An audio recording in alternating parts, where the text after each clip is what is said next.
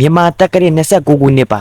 အေဒီနဲ့ဆိုရင်တော့109ခုနှစ်လောက်ပေါ့ဒီကနေပဲပကံပြည်ရဲ့ဇလံစပါမယ်ရွာကြီး19ရွာကိုစုပြီးတော့ဘရင်တစ်ပါးပေါ်လာပါတယ်ဒီဘရင်ရဲ့နာမည်ကသမုဒ္ဒရမင်းပါဒီရွာ19ရွာကအေဂျင့်နေရတော့မဟုတ်ပါဘူးရွာတွေကိုဒုက္ခပေးနေတဲ့အကောင်ကြီး၄ကောင်ရှိပါတယ်ဒီ၄ကောင်ကငှက်ကြီးဝက်ကြီးကြာကြီးနဲ့ရှူးပြန်ကြီးတို့ပါ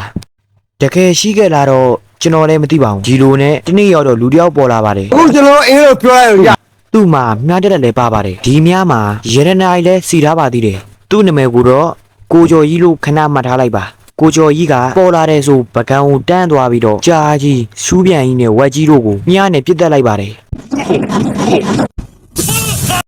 ကြီးတော့ငှက်ကြီးကိုလည်းတက်ဖို့ဆက်သွားပါတယ်တွားရင်းနဲ့လမ်းမှာရှော်တီလီခွန်းယောက်နဲ့တွေ့ပါတယ်သူတို့က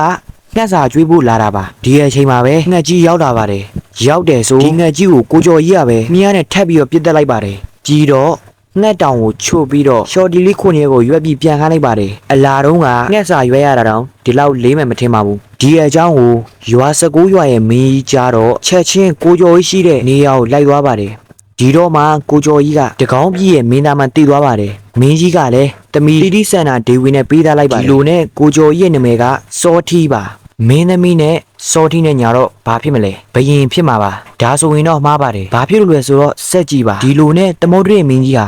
အသက်89နှစ်မှာမျက်ရွာဆန်သွားပါတယ်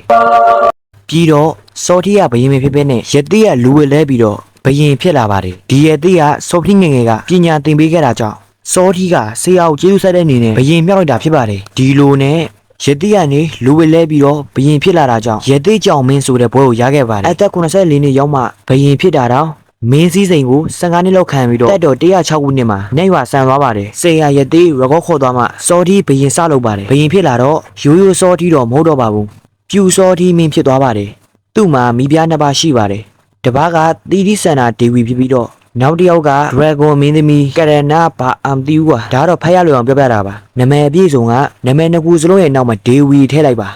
Dragon မင်းသမီးနဲ့တားတစ်ယောက်မွေးပြီးတော့နာမည်ကိုထီးမင်းရီတို့ပေးခဲ့ပါတယ်ဗဂန်မှာလည်းဖျားတွေကိုတော်တော်များများတည်ခဲ့ပါတယ်အဲ့ထဲမှာနာမည်အကြီးဆုံးကတော့ငှက်ပြစ်တောင်ဖျားပါဘာလို့နာမည်ကြီးတယ်ပြောလဲဆိုတော့